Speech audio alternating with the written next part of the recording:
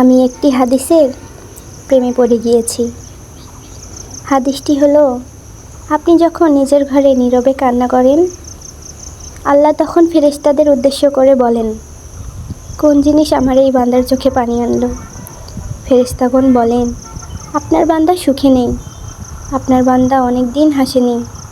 এই বলে ফেরেশতাগণ কান্না করতে থাকেন এবং আল্লাহকে বলেন, হে আমার রব, আপনি তো জানেন আপনার এই বান্দার হৃদয়ে কি রয়েছে, অতএব আপনি তার সব কিছু সহজ করে দিন।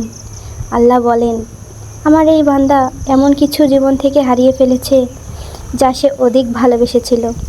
অতএব আল্লাহ বলেন, আমি শপথ করছি, আমার বান্দা যা তার জীবন থেকে হারিয়েছে এর যে উত্তম জিনিস তাকে এনে দেব। সুবহানাল্লাহ, যা দেখে দুনিয়া ও আখিরাতে সবাই বিস্মিত হবে। সুবহানাল্লাহ, আল্লাহ কতই না মহান।